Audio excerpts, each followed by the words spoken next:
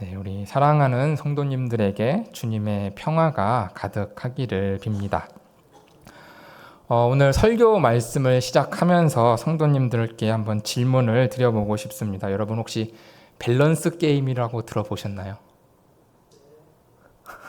예, 목사님만 들어보셨나요? 이게 밸런스 게임입니다. 정말 선택하기 어려운 애매한 양자택일의 질문들인데 이게 어이없는 질문들이어서 질문하는 사람도 대답하는 사람도 또 옆에서 구경하는 사람도 모두가 황당해하며 재밌게 즐기는 그런 게임입니다. 여러분 둘 중에 어느 걸 택하시겠어요? 네, 확실한 걸 좋아하시는군요. 예, 그럼 두 번째, 이 중에서는 어떤 걸 택하시겠어요? 저는 둘 다 마셔봤는데 둘 다 지옥 같았거든요. 여러분 어떤 거를 택하시겠습니까? 시원한, 그래도 예, 시원한 게 낫죠. 그럼 요거는 어떤 걸 선택하실까요?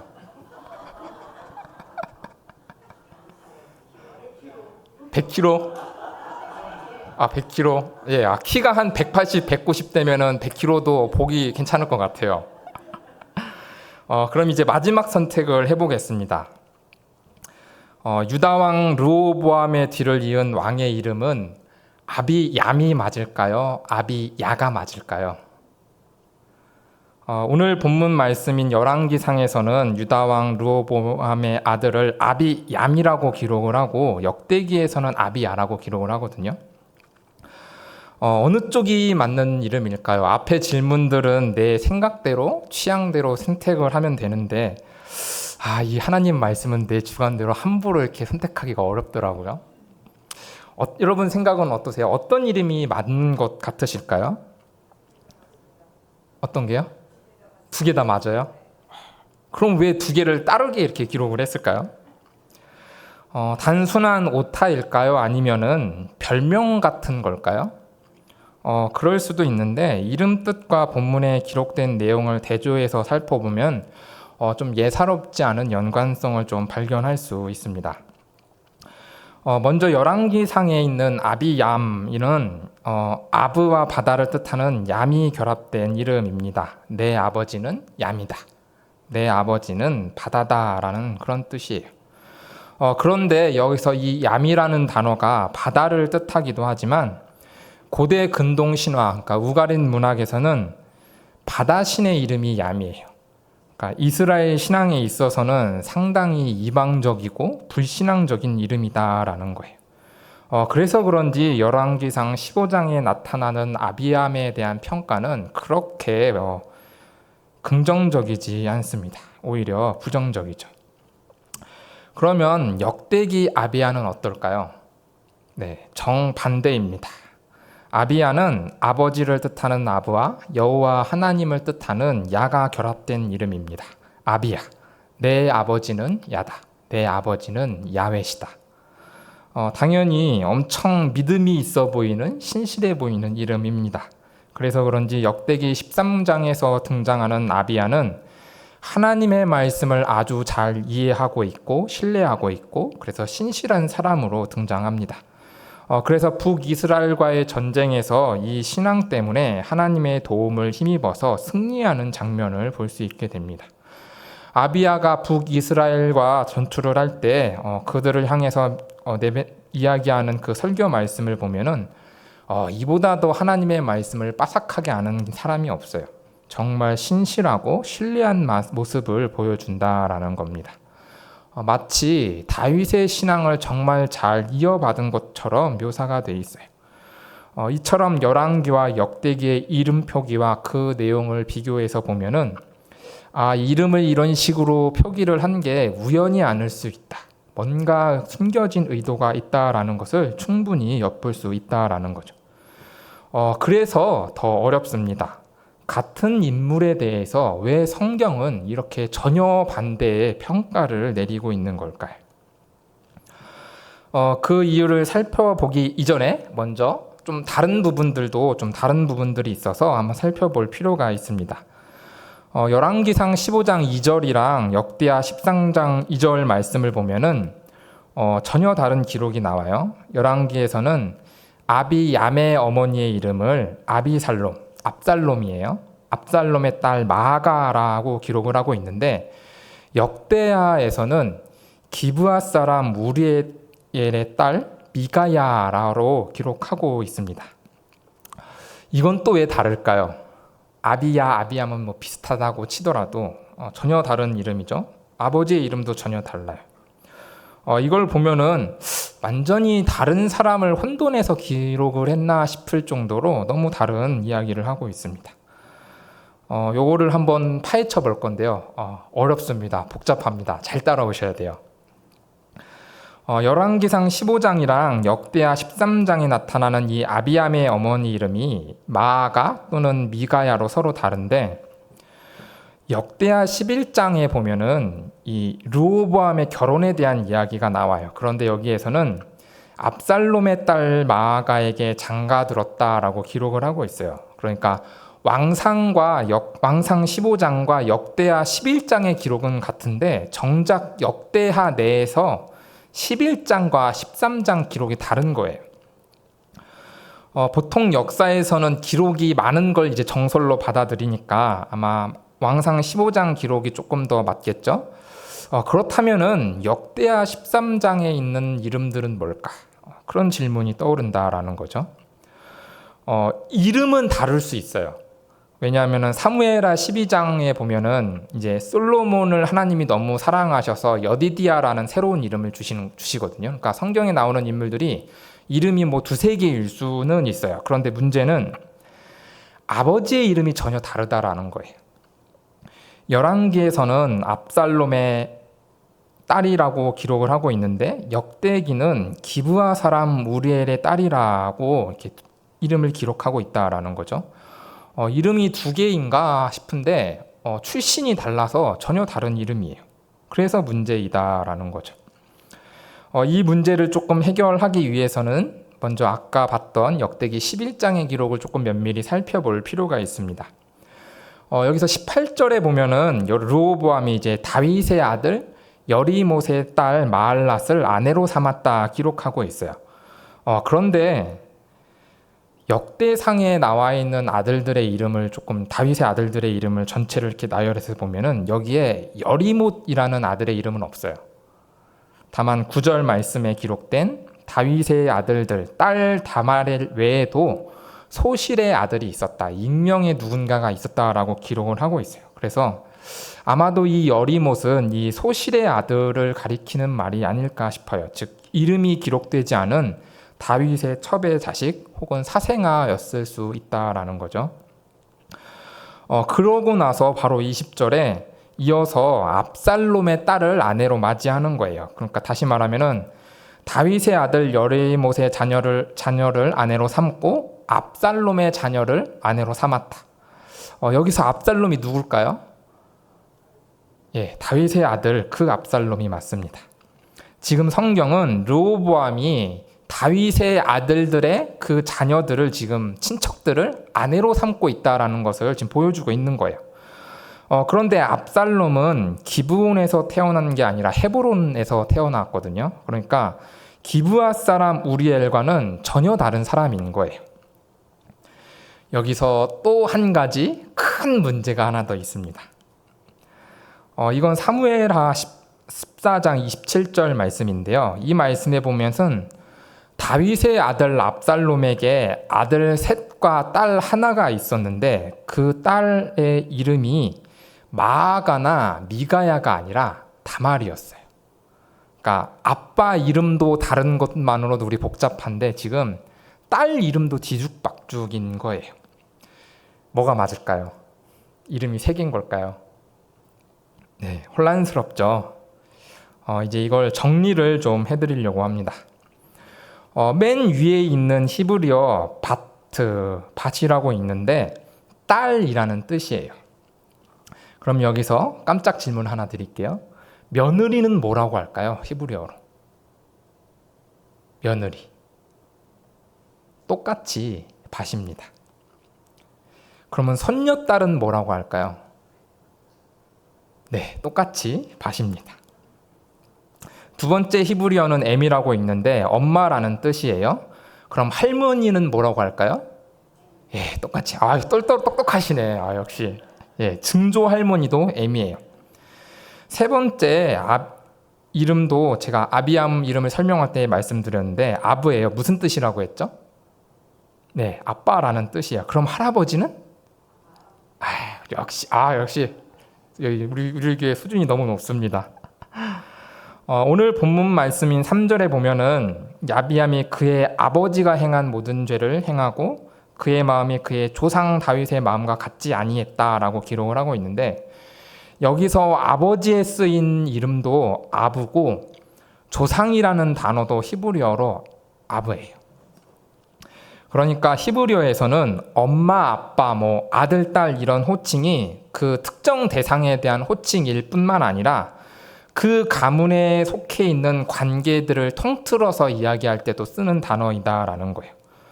그러니까 오늘 본문 말씀에 나오는 압살롬의 딸 마아가라는 거는 압살롬의 손녀도 될 수 있고 압살롬의 여자 후손이라고 번역할 수도 있어요. 같은 이야기예요. 이제 이런 번역을 고려한다고 한다면은 열왕기와 역대기에 나와 있는 그 족보의 다양한 이름, 그 관계들을 너무나 쉽게 정리해 볼 수 있다라는 거죠. 사무엘과 역대기와 열왕기상의 이야기들을 종합해 보면은 이렇게 이야기를 할 수가 있어요. 압살롬에게 다말이라는 딸이 있었는데 이 다말이 기브아 사람 우리엘과 결혼을 해서 오늘 본문에 나오는 마아가 또는 미가야를 낳은 거예요. 그리고 그 마아가가 르호보암과 결혼해서 아비야를 낳았다라는 거죠. 그래서 열왕기상은 압살롬의 밭, 손녀라고 볼 수 있는 이 압살롬의 밭이라고 기록을 한 거고, 역대하는 기브아 사람 우리엘의 밭, 딸이라고 기록했다 볼 수 있는 거예요. 이렇게 하면은 아비암의 모친에 대한 서술이 어느 정도 정리가 된다라는 거죠. 그러면 여기에서 정말 중요한 질문을 하나 던져볼 필요가 있어요. 왜 열왕기상은 우리엘의 딸이라는 표현 대신에 압살롬의 손녀라는 그 여자 후손이라는 단어를 사용을 했을까요? 여기에 매우 의미심장한 의도가 숨어 있습니다. 여러분, 열왕기상에서는 아비암의 모친 마아가를 압살롬의 딸이라고 기록을 하고 있는데, 압살롬 하면 여러분 뭐가 떠오르시나요? 네, 반역자. 역시 똘똘하십니다. 네, 다윗의 범죄에 대한 하나님의 심판을 떠올리게 만드는 인물이다라는 거예요. 다윗이 햇사람 우리아를 죽이고 밧세바를 범했을 때 하나님께서 3가지 심판을 내리셨습니다. 첫째, 다윗과 밧세바의 사이에서 태어나는 아들이 죽는 것. 둘째, 다윗이 우리아의 아내를 빼앗았듯이 다윗의 아내도 빼앗기는 것. 셋째, 다윗의 집에서 영원히 칼부림이 떠나지 않는 것. 이 3가지 징벌을 주셨는데, 이 다윗이 아내를 뺏기게 될 거라는 두 번째 심판이 이 압살롬의 반역을 통해서 성취가 되었어요. 그리고 3번째, 다윗의 집에서 영원히 칼부림이 떠나지 않는다라는 것도 오늘 본문 말씀인 6절과 7절에서처럼 르호보암과 여로보암의 전쟁 사이, 그리고 아비암과 여로보암 사이의 전쟁으로 여전히 진행 중인 게 나타나고 있다라는 거예요. 그래서 열왕기상은 일부러 압살롬의 딸 마아가라는 이 서술을 통해서 지금 다윗 집안의 그 범죄와 그 심판에 대한 이야기를 상기시키고 있는 거예요. 우리 이스라엘이 왜 두 나라로 갈라졌는가? 왜 우리가 이방 나라에게 멸망했는가? 하나님께 범죄하고 하나님의 말씀대로 살지 않았기 때문이라는 그 이야기를 해주고 싶어서 의도적으로 이 압살롬의 딸, 손녀라는 단어를 사용했다라는 거죠. 아비암은 열왕기상 15장 2절 또 역대하 13장 2절의 말씀처럼 3년밖에 왕위를 지키지 못했어요. 여로보암과 큰 전쟁을 벌이면서 하나님의 심판을 온몸으로 받아야 했던 그런 인물이었다라는 거죠. 왜 그랬는가? 다윗의 범죄로 하나님의 심판이 이스라엘에 들어왔는데 아비암이 온전한 신앙으로 그 심판 속에서 용서를 받지 못했다라고 보는 거예요. 그래서 열왕기상에서는 아비암이라는 이름도 그렇고 이 압살롬의 딸이라는 표현도 그렇고 아비암에 대한 부정적인 평가를 내리면서 너희는 이렇게 살지 말아라. 너희는 이 전처를 밟지 말아라 라는 이야기를 전하고 있는 거다라는 거죠.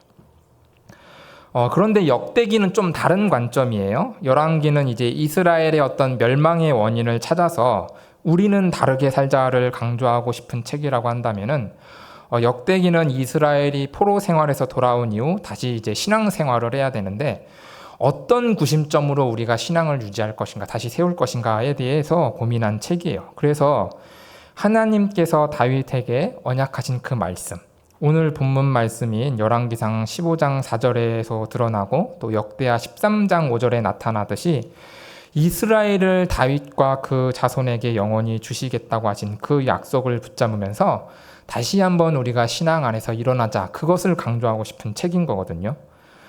그러다 보니까 역대기는 유다 왕들의 좋은 점들을 강조하면서 이렇게 하나님을 신뢰하면 축복을 받는다. 그러니 우리가 이 신실함 때문에 멸망하지 않고 다시 한번 기회를 얻었으니까 우리도 다시 한번 이 신실함을 회복하자. 이 약속을 다시 한번 붙잡아서 나라를 일으키자라고 이야기하고 있는 거다라는 거죠. 그래서 열왕기랑 역대기가 그 내용이나 평가나 방향성에서 차이를 보이게 된다라는 거죠. 그런데 우리는 여기서 궁금한 점이 두 가지가 생겨요. 첫째, 열왕기랑 역대기가 이렇게 같은 사실을 놓고 전혀 다른 관점으로 서술한 책이라고 한다면은 그런 건 알겠는데, 그러면 진짜 팩트는 뭘까? 진짜 팩트는 뭘까? 이게 한 가지. 그러면 하나님은 이 두 가지 관점을 보여주시면서 궁극적으로 우리에게 하고 싶은 이야기는 도대체 뭘까? 이게 궁금하다라는 거죠. 저는 개인적으로 이렇게 열왕기랑 역대기를 이렇게 비교해서 이렇게 쭉 말씀을 이렇게 묵상하고 연구하고 이렇게 분해해 보면서 진짜 팩트는 아무래도 열왕기 쪽에 조금 가깝지 않을까라는 생각이 들었어요. 왜냐하면은 이게 열왕기 15장 9절 10절 말씀인데요. 이제 아비암이 죽고 난 다음에 그 뒤를 이어서 아사가 왕위에 오르는 장면이에요. 그런데 여기에서도 그 어머니의 이름을 아비살롬의 딸 마아가라고 기록을 하고 있어요. 문자 그대로 읽으면은 이제 아비야랑 아사가 아들 부자 관계가 아니라 형제 관계가 되는 거거든요. 그런데 그렇게 형제라고 보기 어렵습니다. 왜냐하면 역대기 13장 21절 말씀을 보면은 아비야가 아내가 14이었어요. 아들이 22이었고 딸만 16이었어요.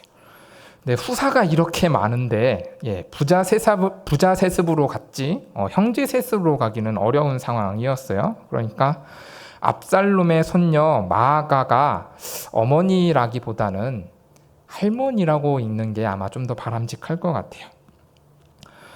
그런데 재밌는 거는 이 열왕기상 15장 13절에서 그리고 역대하 15장 16절 말씀을 보면은 이 마아가가 아세라 신상을 만들면서 우상 숭배를 했고, 그래서 아사가 이 할머니를 태우 자리에서 잘라요. 그리고 그 아세라 목상을 불태웠다라는 기록이 열왕기에도 기록되어 있고 역대하에도 기록되어 있다라는 거죠. 할머니한테 그렇게 하기가 쉽지 않은데 아사가 좀 엄청난 결단을 내린 것 같아요. 그러면 여기서도 질문을 한번 던져봐야 돼요. 아사가 왕일 때 마아가가 태우의 자리에 있으면서 우상 숭배를 했다고 한다면은 그 전 아비암이 왕으로 있을 때 태우 마아가는 여호와를 섬기던 사람이었을까요? 아니면 우상 숭배를 했던 사람이었을까요? 네. 만약 마아가가 여전히 우상 숭배자였다고 한다면은 아비암은 자신이 3년 동안 왕위에 있으면서 아무런 제재를 가하지 않았다라고 보는 게 맞아요. 우상 숭배하는 거를 방관했다라는 거죠. 이걸 생각을 한다고 한다면은 왜 열왕기 상에서 아비암의 이름을 그렇게 기록했는지, 또 르호보암의 죄를 따라서 그렇게 살았다고 악평을 했는지가 이해가 되는 부분이다라는 거죠. 그렇다고 한다면은 역대기의 관점은 잘못된 걸까요? 역대기는 나라와 신앙을 일으켜 세우겠다는 그 대의 명분 때문에 지금 팩트를 조작한 그런 이야기를 쓰고 있는 역사책인 걸까요? 역대기도 13장 22절 말씀을 보면 나름 근거를 가지고 이 이야기를 하고 있다라고 기록하고 있어요. 그의 업적과 말과 행동을 기록한 선지자 이도의 책을 기반으로 이 이야기를 서술했다라고 이야기하고 있는 거죠. 그렇기 때문에 이것을 뭐 함부로 잘못됐다라고 폄하하기 어렵다라는 거예요. 그렇다면 이 두 가지 다른 부분들을 우리가 어떻게 이해를 해야 될까요? 하나님께서는 왜 동전 하나의 이 양면을 도시에 보여주시는 것처럼 왜 열왕기와 역대기를 통해서 아비암의 이 명함을 둘 다 우리에게 보여주시는 걸까요? 둘 중에 어느 게 맞는 말일까요? 혼란스럽고 모호해요. 아비암 또는 아비야라고 이야기할 수 있는 사람의 이 왕위는 3년밖에 안 됐어요. 왕위가 길지 못했다라는 거예요. 그리고 자기 엄마보다 일찍 죽었어요. 그런데 역대하 13장 21절 말씀을 따르면은 아내가 14이었고 아들은 22이었고 딸 16을 낳았어요. 이스라엘에서 자식이 많다라는 건 축복이죠. 그러면은 우리는 이렇게 질문을 해볼 수가 있어요. 아비암은 축복받은 사람인가요? 저주받은 사람인가요? 일찍 죽었어요. 저주받은 사람인가요? 축복받은 사람인가요? 그런데 다산의 축복을 받았어요. 축복받은 사람이에요? 저주받은 사람이에요? 애매하죠? 아비암의 재위 기간 3년 동안에 모친 마아가가 우상 숭배를 했을 게 뻔한데 폐위하지 않고 방관했어요. 그런데 여로보암과 큰 전쟁이 일어나고 나니까 하나님과 다윗이 맺은 그 언약을 기억하면서 우리는 하나님의 율법대로 온전히 제사를 지키면서 여호와만 우리 하나님이라는 그 신앙을 고백했어요. 그래서 아비야는 40만 대 80만이라는 수적 열세에도 불구하고 또 협공을 당해서 위기에 처했음에도 불구하고 하나님의 도우심을 힘입어서 큰 승리를 거둬요. 이게 역대하의 이야기인데 그래서 다시는 여로보암이 강성해지지 못하고 신앙으로 승리하게 되는 모범을 이 아비야를 통해서 보여준다라는 거죠. 여기서도 똑같은 질문을 우린 던질 수 있어요. 아비암은 어머니 우상 숭배를 막지 않고 방관한 사람인데 신앙인일까요? 성경은 분명 아비야가 하나님을 의지하여 부르짖었기 때문에 전쟁에서 승리했다고 기록을 하고 있는데 그러면 우리는 그런 아비야를 가리켜서 신앙이 없다라고 이야기할 수 있을까요? 이것이 하나님께서 이스라엘의 역사를 통해 우리에게 들려주시는 인간의 본질이다라는 거예요. 인간은 하나의 동전과 같다라는 거예요. 전혀 다른 양면성을 동시에 가진 존재. 그래서 하나님의 말씀조차도 전혀 다른 평가를 내릴 수밖에 없는 존재. 때로는 죄악의 극단을 달리기도 하고 때로는 인간의 영역을 넘어서서 하나님의 영역에 맞닿기도 하고 그렇게 역설적이고 모순적인 신앙을 품고 있는 게 인간이라는 존재라는 거예요. 하나님을 믿는다고 후원장담하지만 너무나도 쉽게 변절하고 영원하지 못한 게 인간이에요. 그런데 하나님의 은혜 가운데 언제든지 하나님께 돌아올 수 있는 가능성을 품고 있는 것 또한 인간이에요. 그래서 하나님으로 하여금 참아버리지 못하게 만드는 존재. 애끓는 마음으로 끝까지 품고 사랑하고 기다리게 만드는 존재. 이게 바로 인간이다라는 거예요. 인간의 신앙이다라는 거죠. 그렇다면 하나님께서는 이 열왕기와 역대기를 통해서 특별히 이 아비암과 아비야의 이 대조를 통해서 이렇게 역설적이고 모순된 우리에게 무엇을 이야기하고 계신 걸까요? 간단한 예를 하나 한번 들어볼게요. 오늘 수요 상영회가 이제 딱 끝났어요. 그래서 엘리베이터를 이렇게 탔는데 거기 아는 집사님 아들이 영웅 아카데미에서 공부를 하고 이제 집에 가는 길이었던 거예요.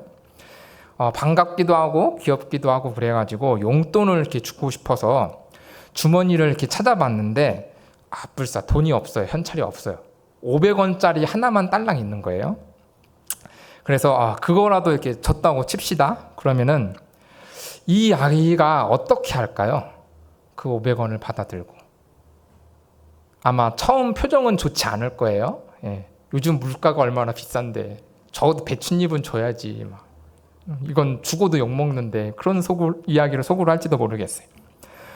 그런데 일단 어른이 주시는 거니까 감사합니다 하면서 받겠죠. 그런 다음 이 아이가 어떻게 할까요? 그 500원을 들고서 앞면을 볼까요? 뒷면을 볼까요? 네, 둘 다 아닐 거예요. 엘리베이터를 타고 1층에 내려가서 김종구 부산 어묵에 들어갈 거예요. 왜냐하면 거기 어묵이 500원이거든요. 하나님께서 아비함의 동전과 같은 모습을 우리에게 주셨다고 한다면은 그건 무슨 뜻일까요? 아비함의 앞면을 보란 이야기일까요? 뒷면을 보라는 이야기일까요? 아니면 그 동전 같은 이야기를 가지고서 너희가 해야 할 일을 하고 너희가 걸어가야 할 길을 걸어가라는 의미이지 않을까요? 동전은 앞면, 뒷면이 중요한 것이 아니에요. 그 동전으로 우리의 필요를 채우는 것, 우리가 마땅히 지불해야 할 것들을 지불하면서 우리의 삶과 신앙을 온전히 살아낼 때 그 동전은 진정한 의미를 갖는다라는 거예요. 오늘 본문 말씀인 왕상 15장 3절과 4절 말씀입니다. 다 같이 한번 읽어보겠습니다. 시작. 아비함이 그의 아버지가 이미 행한 모든 죄를 행하고 그의 마음이 그의 조상 다윗의 마음과 같지 아니하여 그의 하나님 여호와 앞에 온전하지 못하였으나 그의 하나님 여호와께서 다윗을 위하여 예루살렘에서 그에게 등불을 주시되 그의 아들을 세워 뒤를 잇게 하사 예루살렘을 견고하게 하셨으니 아멘. 비록 아비함의 신앙이 여호와 하나님 보시기에 부족하고 그 기대에 미치지 못한다 하더라도 하나님은 여전히 하나님의 사람들에게 등불을 비춰주고 계시다라는 이야기를 하고 있는 거예요.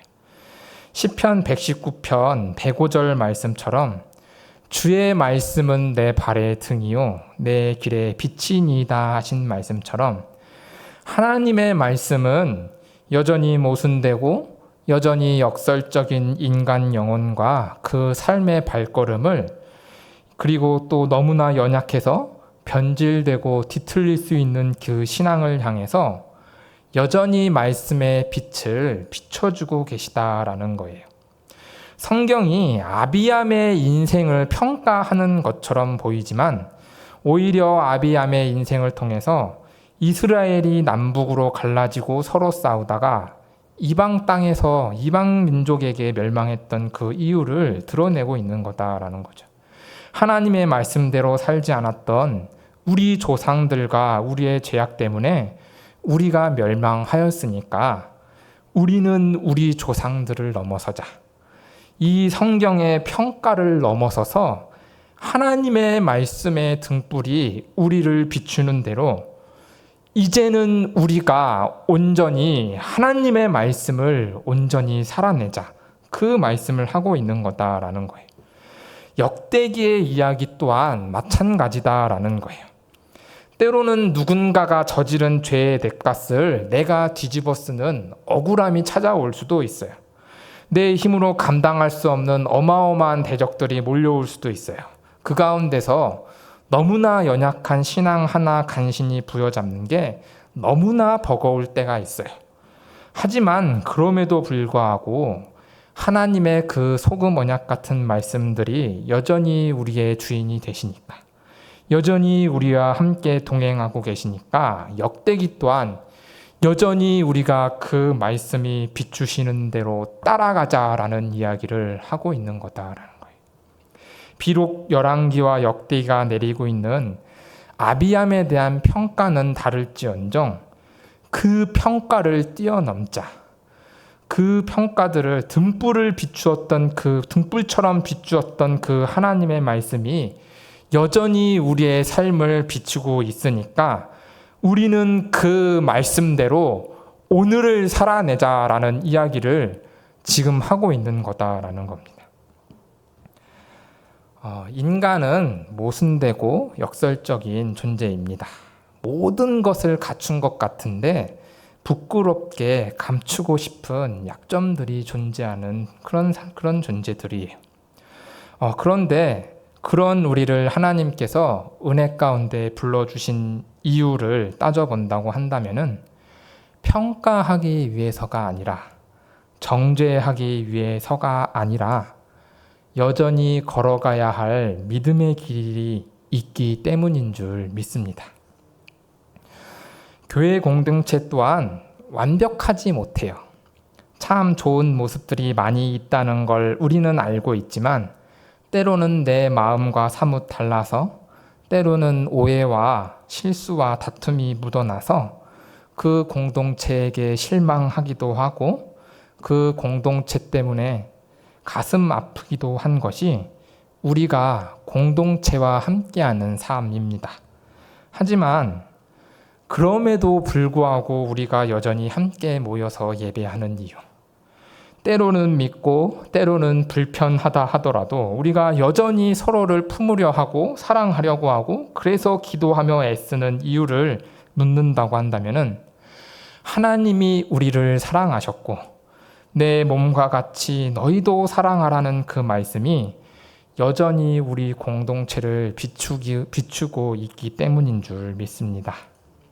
그러니 하나님의 율법의 정신의 그 등불이 우리의 앞길을 비추는 대로 그리스도의 그 은혜의 말씀이 우리의 영혼을 비추는 대로 우리는 수많은 평가와 정죄를 넘어서서 서로를 향한 사랑의 계명을 실천하는 길로 서로를 축복하고 사랑하는 길로 함께 걸어갔으면 좋겠습니다. 그렇게 여전히 하나님의 말씀이 비추는 대로 우리의 발걸음을 함께 걸어가는 우리 송도 예수소망교회가 되기를 주님의 이름으로 축복합니다.